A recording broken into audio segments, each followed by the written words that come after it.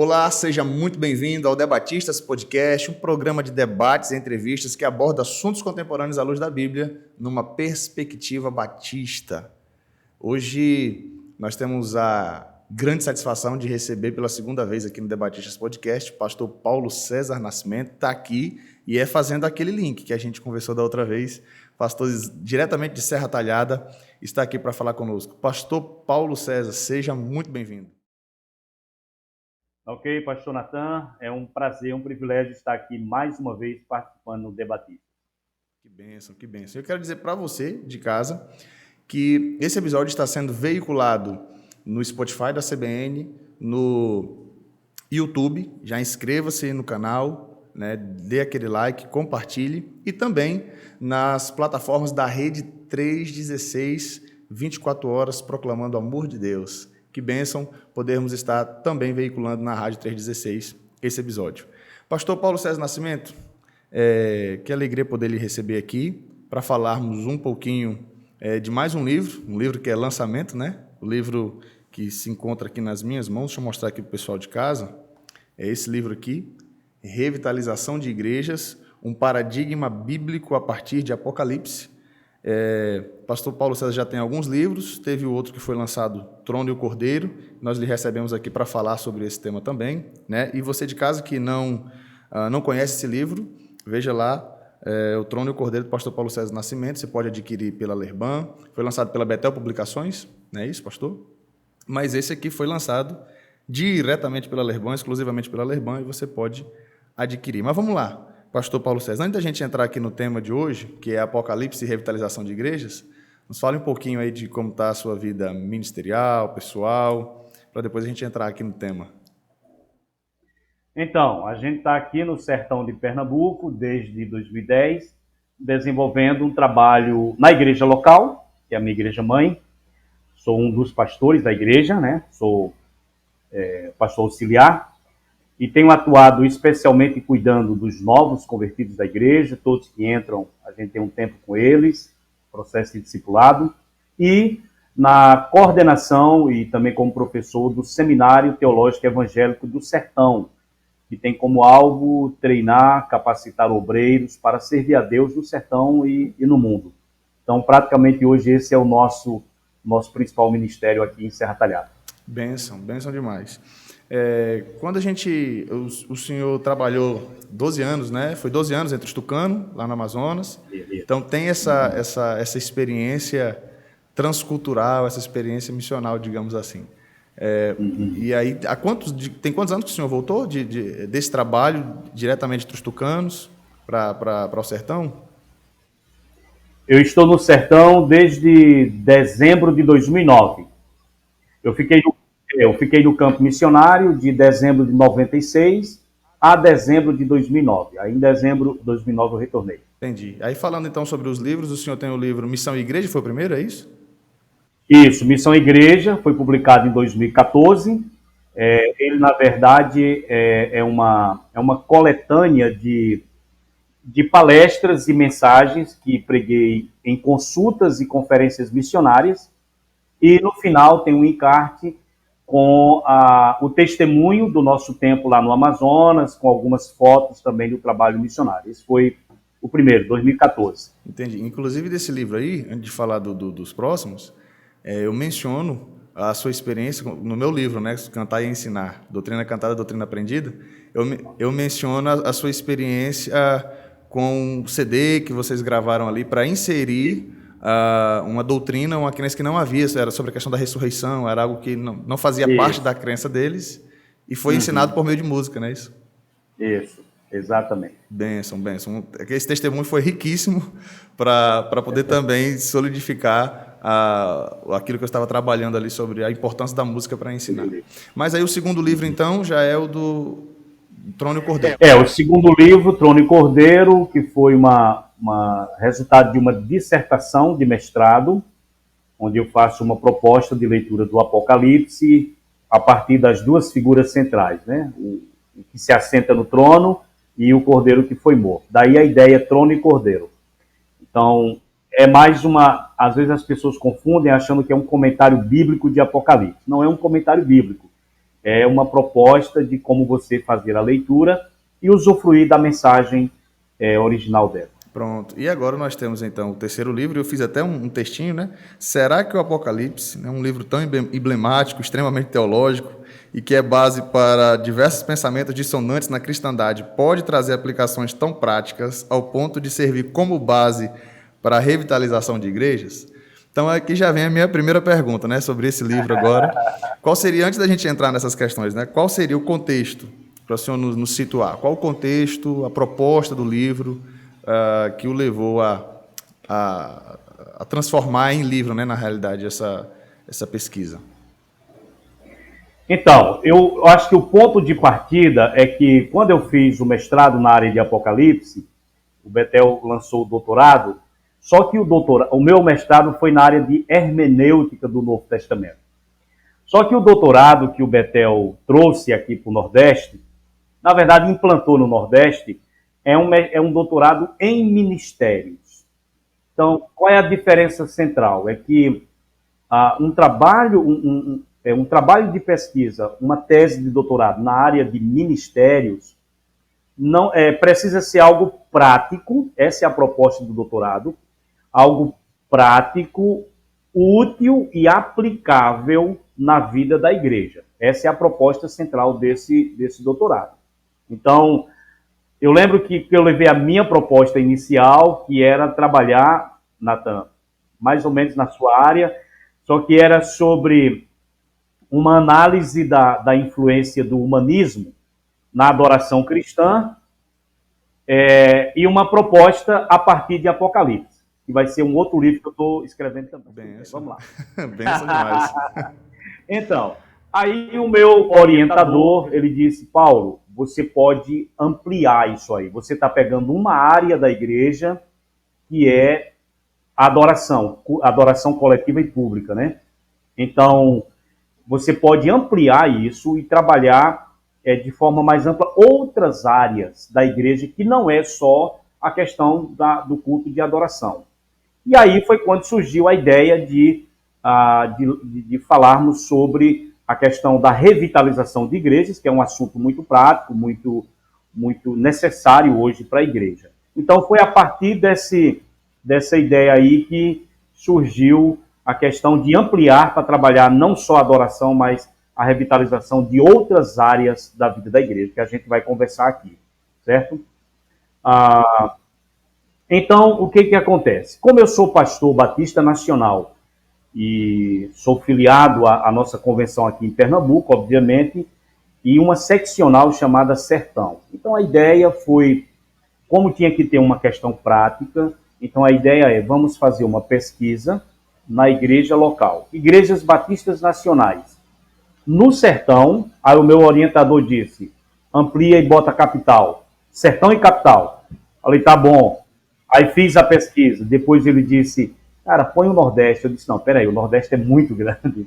Então aí a gente fez uma pesquisa das convenções batistas nacionais no Nordeste, vamos dizer assim, que tinham menos igrejas e menores igrejas e que enfrentavam alguns desafios.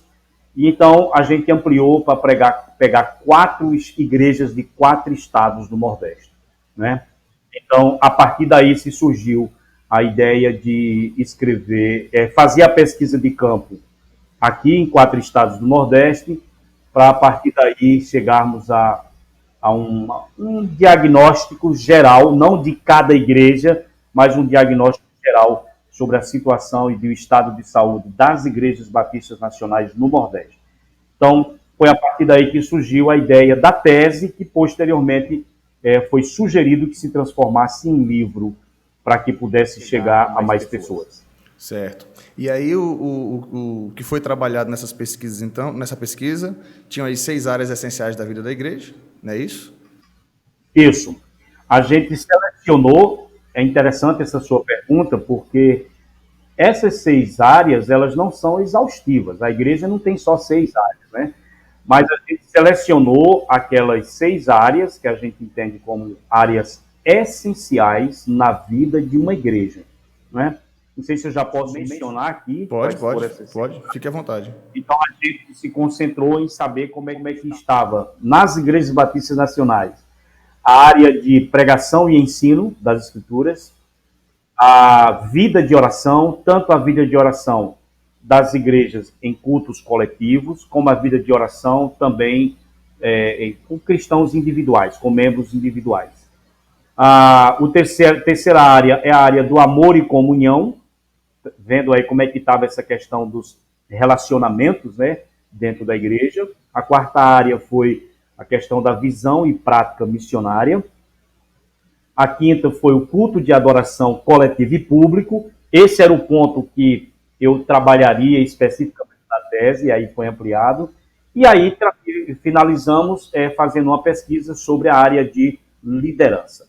Então, essas foram as 6 áreas que fizeram parte da nossa pesquisa. Perfeito. E aí essas 6 áreas, após a pesquisa em cada uma delas, então foi feita uma classificação, não é isso? Entre 4 itens. Exato. Então a nossa ideia era, o processo foi, a gente elaborou os questionários e nós iríamos nas igrejas conversar com os pastores.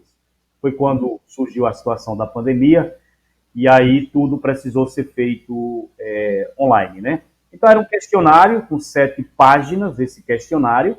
Dividimos o questionário exatamente nessas 6 áreas e selecionamos um grupo. Quem participaria da pesquisa? Isso é importante entender por quê.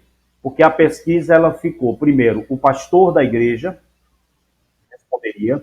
A mesma pesquisa, eram as mesmas perguntas. Então era o pastor da igreja e a escolha dele, ou a indicação dele, diáconos, obreiros ou missionários locais, líderes de ministérios ou departamentos, depende da igreja, e seminaristas da igreja local. Então, o próprio pastor, ele indicava de 4 a 5 pessoas da liderança que pudessem também responder o questionário. Com o seguinte cuidado, o questionário do pastor, ele mandava para mim, e o questionário respondido pelos líderes da igreja não ia para o pastor da igreja.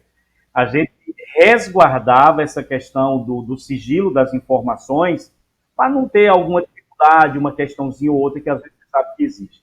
Então, os questionários eram enviados diretamente para mim. E isso foi muito, muito, muito interessante. A gente vê, na grande maioria, uma harmonia nas respostas dadas pelo pastor e exatamente da liderança. Então, foram pouquíssimas as igrejas que houve uma ou outra divergência na informação que o pastor deu, que o líder deu. Entendi. Muito bom. Então esse foi o pessoal que participou. E aí, o que a gente fez? A gente vai classificar essas áreas em saudável, quando ela tinha acima de 60%. Por exemplo, na área pregação e ensino, um exemplo. Se acima de 60% dos pastores ou da membresia da igreja, nesses estados, respondesse aquelas perguntas e de forma positiva, então ali seria considerado uma área saudável.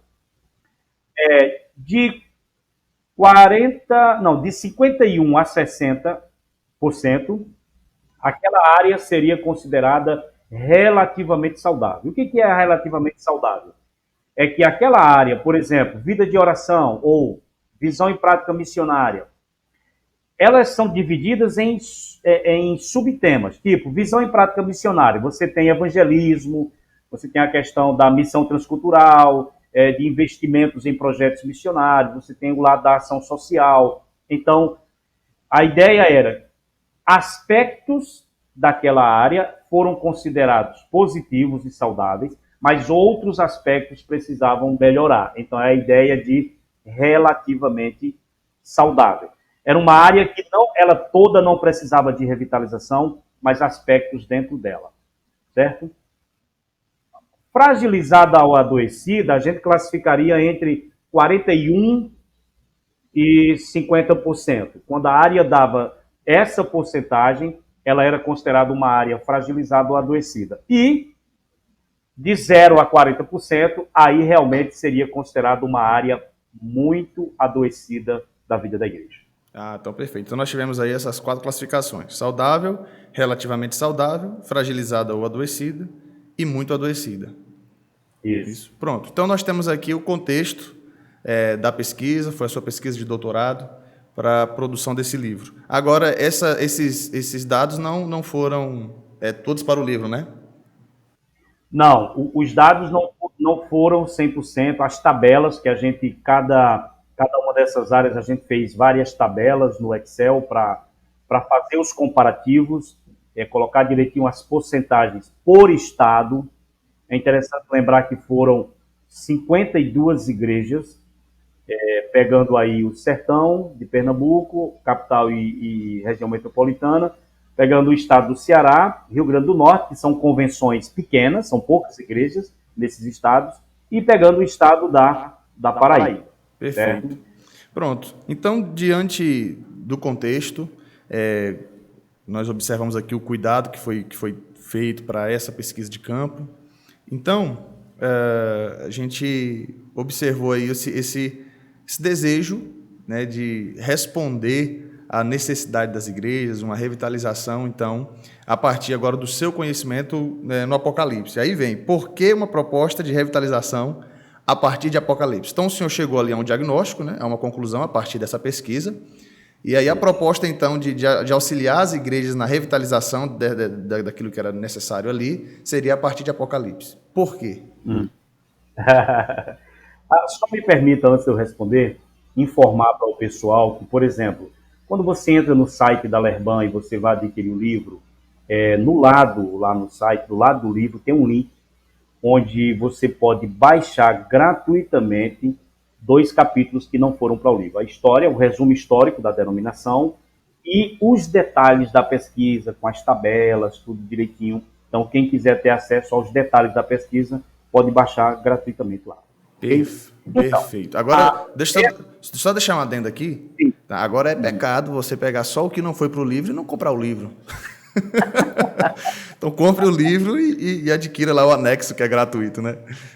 Brincadeiras à parte. Se a pessoa não comprar o livro, ela só vai ter acesso ao diagnóstico, mas não vai ter acesso à proposta de revitalização. De tentar sanar os problemas, né? Os problemas. Pronto. Então, até porque, é claro que os problemas que foram apontados a partir do diagnóstico é algo técnico e é algo preciso, mas digamos assim que, empiricamente, os problemas a gente observa muitos, né? Agora, se você quiser realmente ver a resolução, as possíveis soluções, aí precisa adquirir o livro. Exato. Mas vamos lá então, pastor. O porquê essa proposta de revitalização a partir de Apocalipse? Então, essa é uma pergunta que normalmente me fazem, porque no geral não se trabalha Apocalipse nessa perspectiva, visto que se tornou um livro visto mais na perspectiva escatológica, né? Então, primeiro que é uma questão que a gente já vem estudando há algum tempo. Então, minha relação com Apocalipse, no sentido de pesquisa, vem desde 2004. Ou seja, já tenho aí praticamente 18, 19 anos pesquisando esse assunto, que foi o mestrado de São Paulo, o mestrado feito aqui no Betel e agora o doutorado. Mas, de forma bem concisa, por que em Apocalipse? Primeiro, o livro de Apocalipse, ele teve um propósito original: encorajar, fortalecer, animar, proporcionar esperança a igrejas que estavam enfrentando tempos difíceis.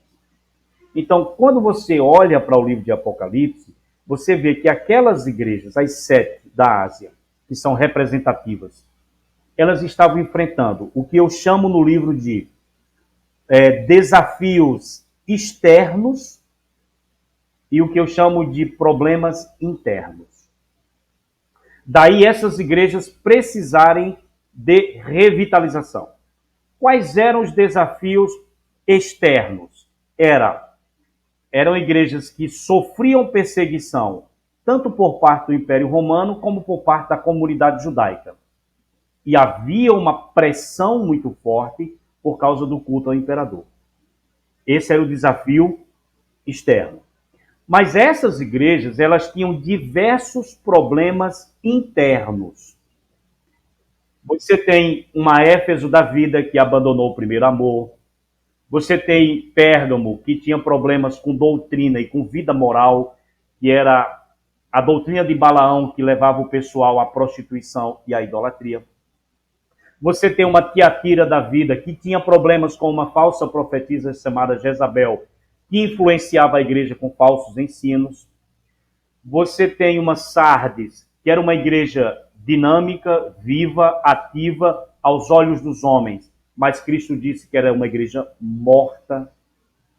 Você tem, por último, o caso de Laodiceia, que é a mais conhecida, que é a igreja morna, que não se posicionava, nem era quente nem fria, era uma igreja orgulhosa, autossuficiente, e Cristo diz que estava a ponto de vomitar. Então você tinha igrejas com diversos problemas internos, que nós chamamos de adoecimentos internos. Então, Apocalipse, quando foi escrito, não foi escrito para dar esse mapa do futuro. Então, ele foi escrito originalmente para ajudar essas igrejas que estavam sendo perseguidas e também para corrigir os problemas gravíssimos internos que aquelas igrejas tinham. Daí a ideia de trabalhar a revitalização a partir de Apocalipse. Maravilha, perfeito. E então a gente entra aqui agora já na resolução, né? Uma vez que observamos essa proposta a partir de Apocalipse, qual seria então o paradigma, né? Que é até o que está no livro, um paradigma bíblico a partir de Apocalipse. Então, qual seria esse paradigma? Né? A gente observa Cristo ali falando diretamente com as igrejas, não é isso? Uma mensagem de Jesus às igrejas. Qual seria, então, esse paradigma, a proposta apresentada no livro para a revitalização das igrejas? Então, o paradigma de Cristo, ele vai estar nos capítulos 2 e 3, mas eu quero informar para você que, de repente, tem o desejo de adquirir o livro, que a gente, antes de chegar no paradigma de Cristo, a gente trabalha esses fundamentos bíblicos e teológicos a partir de Apocalipse para a revitalização. O livro todo é apresentado como um livro. Isso, por exemplo, você tem em Apocalipse, como é que você trabalha a questão da revitalização da tua igreja local? Na área culto e adoração. Culto de adoração coletiva e pública. Ora, você olha para Apocalipse, já vou adiantar aqui o próximo livro que está em andamento, não esse agora, mas é o outro, que é exatamente, em Apocalipse você tem 16 cânticos de adoração. O livro todo é um livro que trata de adoração, porque ele está se contrapondo à adoração ao imperador na época. Então, um dos princípios fundamentais da adoração em Apocalipse é que toda adoração legítima, ela é tronocêntrica e cordeirocêntrica. Ela é uma adoração que toda adoração em Apocalipse é dirigida ao Deus que se assenta no trono e ao cordeiro que foi morto. Então, é a famosa adoração teocêntrica e cristocêntrica, certo? É uma adoração onde existe temor e reverência. Os seres angelicais se dobram, se prostram diante do Senhor. Então, você pode trabalhar a revitalização do culto de adoração público e coletivo na sua igreja, trabalhando como que Apocalipse, que é uma adoração no céu, e, portanto, serve para nós de modelo na terra. Toda adoração em Apocalipse se processa no céu, tanto por anjos e os vários seres angelicais, como por redimidos. Eles adoram no céu, e pegar os princípios e fortalecer e revitalizar a área de adoração na sua igreja. Bênção demais. Pastor, vida de oração em Apocalipse, como é que é isso? Você tem apenas duas passagens em Apocalipse que ressaltam o valor e a importância da oração diante de Deus, da oração na vida da igreja.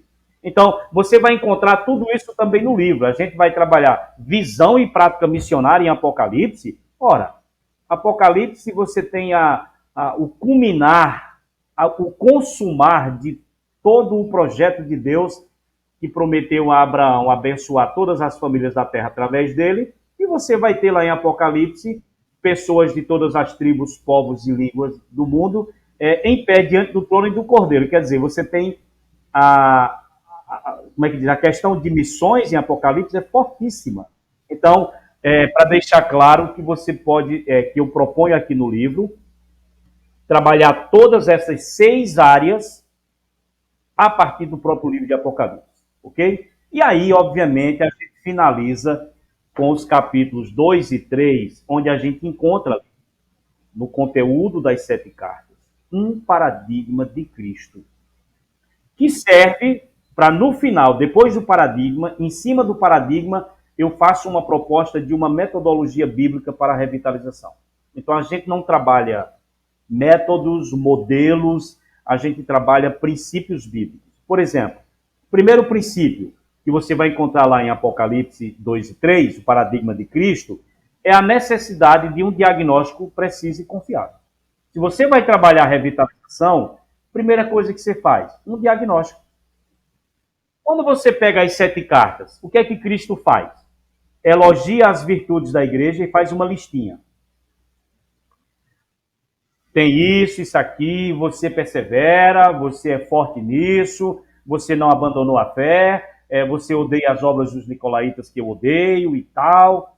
Agora eu tenho contra você que você abandonou aquilo que é essencial, você abandonou o primeiro amor. Olha, você perseverou, mesmo nos dias de Antipas, vocês foram fiéis, mesmo quando ele foi morto, mas o problema é que vocês têm aí pessoas que sustentam a doutrina de Balaão aí no vosso meio. Tem que tratar isso aí. Quer dizer, Cristo apresenta um diagnóstico da igreja, apresenta as áreas saudáveis e elogia. E apresenta as áreas adoecidas e repreende. Aquela famosa frase, tenho porém contra ti. Quando ele diz isso, tenho porém contra ti, ele está destacando exatamente as áreas adoecidas. E ele vai encontrar ali igrejas mortas.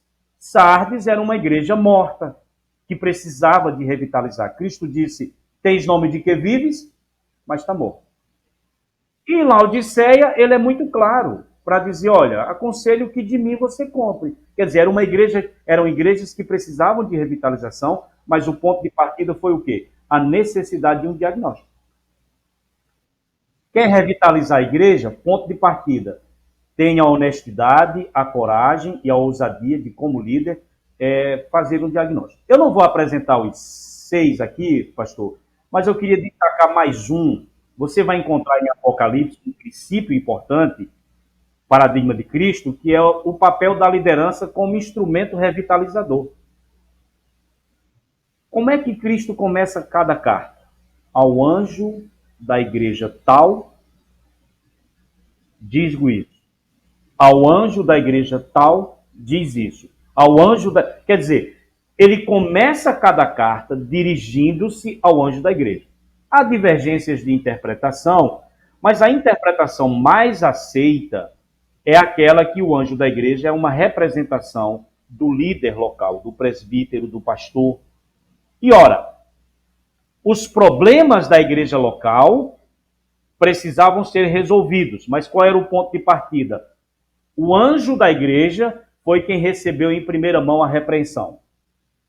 Assim como foi o anjo da igreja que recebeu em primeira mão os elogios pelas áreas saudáveis da igreja. Você tinha 2 muito saudáveis. Você tinha Esmirna e Filadélfia, que eram igrejas saudáveis.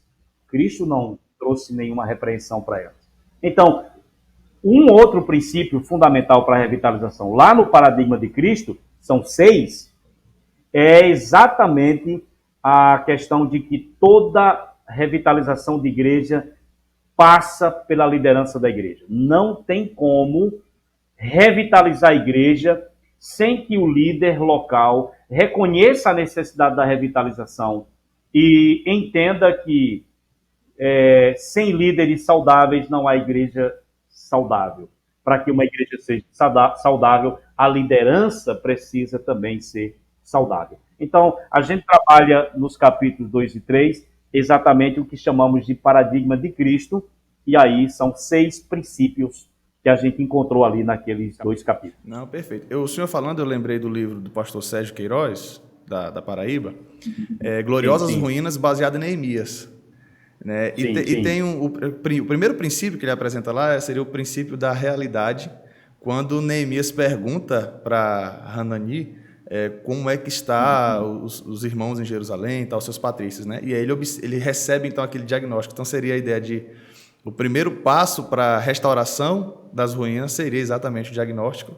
Aí vem, como o senhor falou, a questão da liderança, né? Neemias vai e se torna um líder ali para que esse processo então seja feito. É interessante essa conexão que dá para observar aí tanto de Apocalipse quanto do início da restauração das ruínas ali em Jerusalém. Isso. Me permita só um ponto interessante, que no geral, quando fala de revitalização de igreja, a ideia, e a gente trabalha isso no livro, de que a igreja ela é um organismo vivo. Okay? Há um princípio estabelecido por Deus em toda a criação, inclusive na igreja, de que todo organismo vivo naturalmente cresce. Isso é fato. Então é o chamado, que o Christian Schwarz chama de o desenvolvimento natural da igreja. Então, eu como líder preciso ter a coragem e a honestidade de olhar para a igreja que eu sou líder, diz por que ela não está se desenvolvendo ou crescendo naturalmente nessa área. Há algum problema. Então a pergunta não é o que eu posso fazer, que método eu vou aplicar para a minha igreja local crescer. Essa não é a pergunta. A pergunta é o que está impedindo que a minha igreja experimente um desenvolvimento natural. Isso é extraordinário. Essa percepção não é Exato. A percepção que deveria ser comum acaba não sendo, né? Porque no geral hoje é mais ou menos assim, nessa corrida por métodos e por modelos, fica mais ou menos assim, puxa, minha igreja não está crescendo, já faz anos, não tem crescimento e tal. Puxa, então, peraí, quais são os métodos que estão funcionando no Brasil e no mundo? Aí o pastor corre atrás do método. Só que o método ele é um pacote fechado e que o método ele é contextual, ele foi desenvolvido e serve para aquele contexto. Então, não é a correria pelo método para que eu aplique na minha igreja e ela cresça. Mas é fazer a seguinte pergunta, se a minha igreja não está crescendo, tem alguma coisa que está impedindo esse crescimento, alguma área dela não está saudável. Então o foco é invista na saúde da igreja, nessas áreas, para que essas áreas da igreja sejam saudáveis. Saudável na pregação, saudável na vida de oração, saudável na visão e engajamento missionário, saudável no amor e comunhão, em todas essas áreas. Se ela for saudável, naturalmente ela vai experimentar um crescimento. Essa é a ideia. Que bênção, que bênção. E o crescimento não necessariamente numérico. Esse seria apenas uma da contagem, digamos assim. A igreja cresce. Isso. A gente deixa claro que todo crescimento saudável é natural. Agora, pastor, toda igreja que está crescendo numericamente é uma igreja saudável? Não. Você tem igrejas que crescem numericamente, elas explodem, mas infelizmente utilizam métodos e até ferem princípios, comprometem princípios. Então, nem todo crescimento numérico quer dizer que a igreja é saudável. Porém, toda igreja saudável, naturalmente, ela vai experimentar um crescimento. Eu poderia tentar trazer aqui uma analogia das academias, digamos assim. Então, tem gente que cresce os músculos, mas usando anabolizante, né? Não seria saudável, né? Não seria saudável. O pastor Hernandes Dias Lopes, ele tem um livro chamado Revitalizando a Igreja Local. Ele destaca algo interessante. Ele diz, olha, muitas vezes você vai ter essas igrejas que crescem usando métodos espúrios. Porém, e aí ele fala como reformado, né? Ele diz, olha, essa coisa de dizer que a nossa igreja não tem quantidade, mas ela tem qualidade, ele disse isso é uma falácia. Por quê? Porque se tem qualidade, naturalmente ela vai experimentar um crescimento numérico. Eu não posso dizer que a minha igreja tem qualidade e colocar isso em oposição à quantidade. Às vezes ela tem uma excelente qualidade na área de doutrina, de ensino e de pregação, mas é deficiente na área de missões. Aí, resultado, a igreja é saudável doutrinariamente, mas não cresce porque não evangeliza, não faz aquela coisa dos grupos pequenos, das células, ou seja lá como for, depende do seu contexto, não faz missões. Então, como é que você quer que sua igreja cresça sem a proclamação do evangelho para ímpios? Então, percebe? Então, é a ideia do pastor perceber o que está impedindo, atrapalhando, para que eu possa... às vezes, uma igreja que tem excelente doutrina, mas o povo não ora. A vida de oração da igreja é horrível. Inclusive, foi a única área das 6 que foi classificada como muito adoecida. Olha aí. Ou seja, a dependência de Deus, eu costumo dizer que quando a gente ora pouco, a gente está dependendo pouco de Deus, né? Estamos dependendo estamos dependendo bastante de nós e confiando muito no nosso taco, digamos assim. Exato, exatamente. Mas tá bom. Pastor, que bênção. Eu sei que não dá para a gente falar sobre tudo aqui, não queremos também esgotar, até porque as pessoas comprem um livro. A ideia aqui é deixar esse gostinho de quero mais mesmo. Mas vamos partir então aí para a conclusão. O senhor pode finalizar com algum ponto interessante, apesar de todos os que o senhor colocou aqui são extraordinários, né? Não li o livro todo ainda, mas esse bate-papo aqui está me deixando bastante curioso. Então já tá aqui na fila de leitura. Eu gostaria então que o senhor caminhasse para a conclusão conosco num fechamento, até para que as pessoas possam se interessar ainda mais, além de tudo que foi falado, para adquirir esse livro e a gente conseguir realmente colocá-lo como um livro de cabeceira, digamos assim, para os plantadores de igreja e revitalizadores de igreja. Então, eu queria concluir essa minha fala trazendo uma ênfase em algo que eu já falei. Algumas décadas atrás, surgiu nos Estados Unidos um movimento muito forte, que é chamado Movimento de Crescimento de Igreja. Sim. E a grande questão era as megas igrejas, né? As mega churches, Sim. o pessoal fala. Então, e infelizmente tomou um rumo onde era o crescimento pelo crescimento, né? Sim. Como se o crescimento numérico fosse o grande foco. Então se desenvolveram métodos. Um método isso, que eu não vou citar os nomes aqui, método aquilo, um grande líder inovador desenvolveu um método no país tal, vamos trazer para cá, porque lá está dando certo, está funcionando. Isso gerou no Brasil também, não só nos Estados Unidos, mas no Brasil também, uma correria frenética dos líderes em busca do mais novo método lançado no mercado. Uhum. Essa era a ideia. Então, o movimento de revitalização de igrejas surgiu como um contraponto. Surgiu para dizer o seguinte: olha, gente, a igreja realmente precisa crescer. Mas não utilizando o método pelo método. Uhum.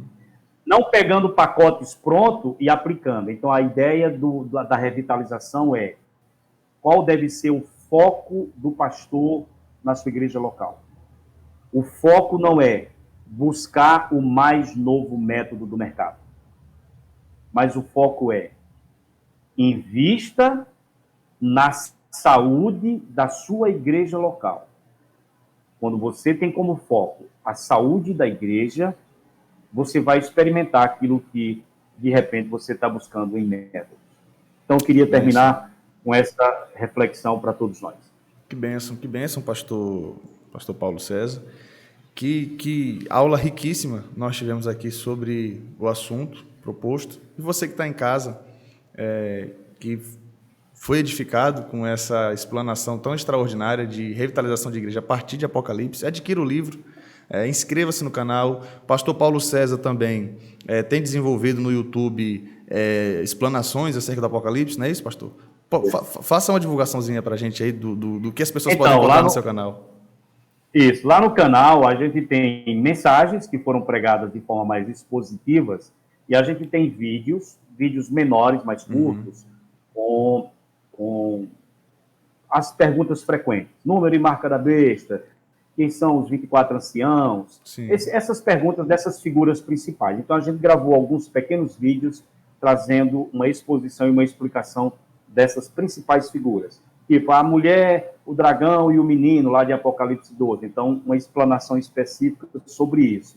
Então, você pode entrar, o canal é Pastor Paulo César Nascimento, está lá, e acessar, se inscrever e acessar os vídeos. Maravilha, que benção. Então, acesse, a gente vai deixar na descrição o link do canal também e o link para você adquirir o livro. Compartilhe o link desse bate-papo com seu pastor, com os líderes da sua igreja, coloque aí no grupo da igreja, olha que proposta extraordinária. E quem sabe aqui seja a resposta de oração para alguns pastores. Talvez você tenha orado, tenha colocado diante de Deus, pedido ao Senhor um caminho, né, a direção de Deus para, de repente, a resolução de algum problema, de alguma área da igreja, você não sabe por onde começar, leia o livro e que o Senhor possa te direcionar e te orientar na condução do rebanho de Cristo. Amém? Que Deus te abençoe. Pastor Paulo César, mais uma vez, muito obrigado pela sua participação, por atender ao nosso convite e por estar aqui conosco no Debatistas mais uma vez. Que Deus abençoe.